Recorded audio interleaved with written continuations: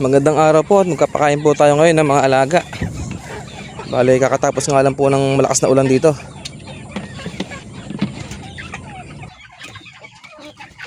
Ayan, darak.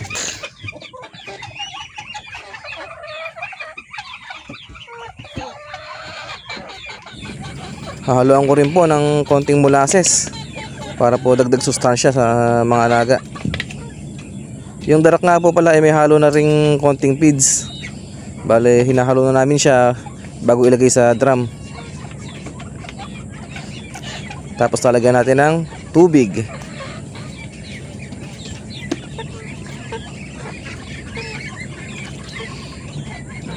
Dalawang timbang maliit lang siguro, pwede na dito. Sakto na po yun sa pagkain nilang lahat.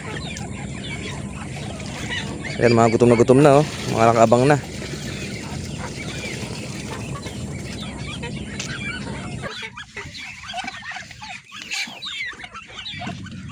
Halo-haluin lang po natin yan para po kumalat yung lasa ng molasses. Paborito nila yon kasi manamis-namis at maalat-alat. Yun ang nagiging pampagana nila.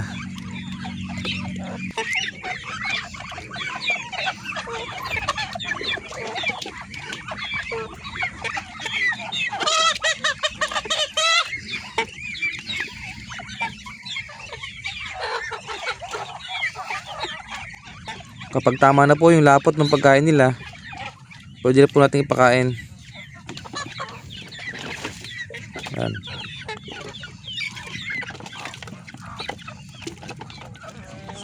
Kahit po yung mga manok sanay na pong kumain ng darak na mayroong halong tubig. Kaya, mabilis naman po silang lumaki kasi nga po may halong feeds na rin po yan.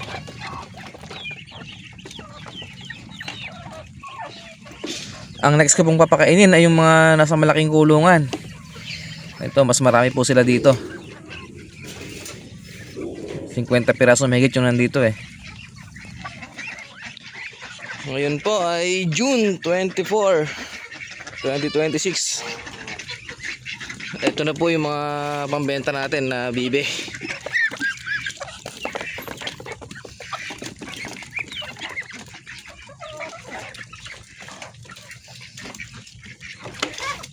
Bale, 50 mahigit nga pala yung nakulong dito. Karamihan po sa kanila ay 3 months na po mahigit. Yung iba naman ay tumitimbang na ng 2 kilo hanggang 3 kilo.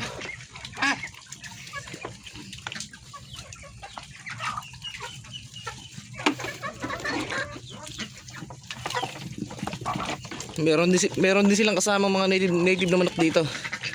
Yan, dito na rin tumatambay lagi mga manok at malaking pagkain lagi. Tsaka maganda yung silungan nila oh. Ayan yung bagong gawa naming duck house. Hindi pa tapos yan, lalagyan pa namin ng harang dito na net para po mahiwalay namin yung mga breeders sa mga pambenta tsaka sa mga bagong awat pa lamang.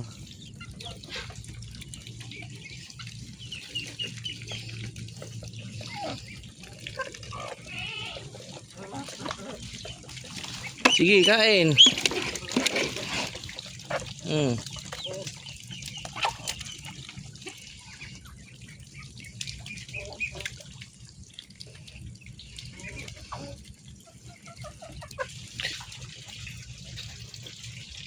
Wala, nakuha na itlog nila. Yung mga itik nga pala dito ay nangingitlog kaya kinukuha namin araw-araw para pang ulam.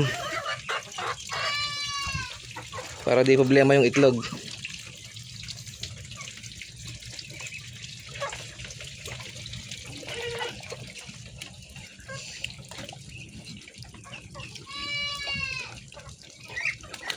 Gutom na rin yung kambing, sumisigaw na.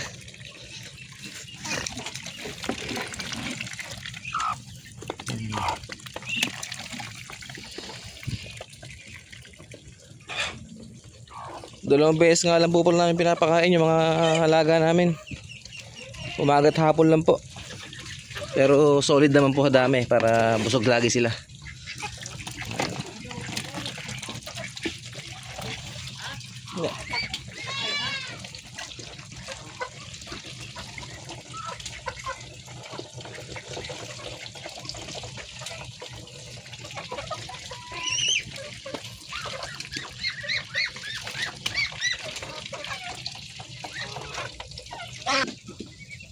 Ito nga pala yung mga dating sisiw, oh. Sinama na rin dito at medyo lumaki na sila.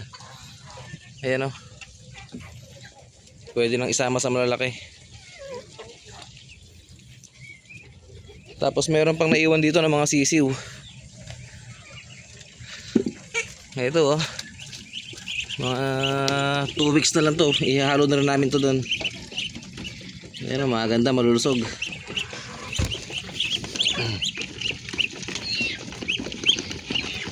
May pagkain kayo. Ayan. Tapos sa kabila ay meron din dito.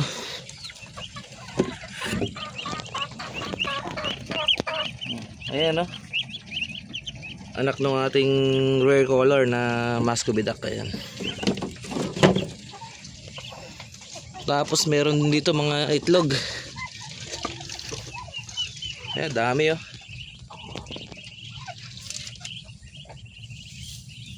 Ayan, daming itlog.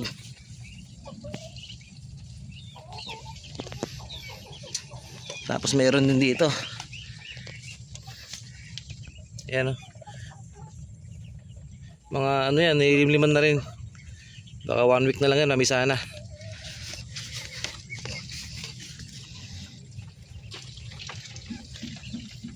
Ito naman yung ating native na namimisa din.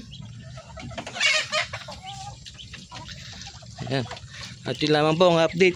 Ngayong kakatapos lang po ng ulan.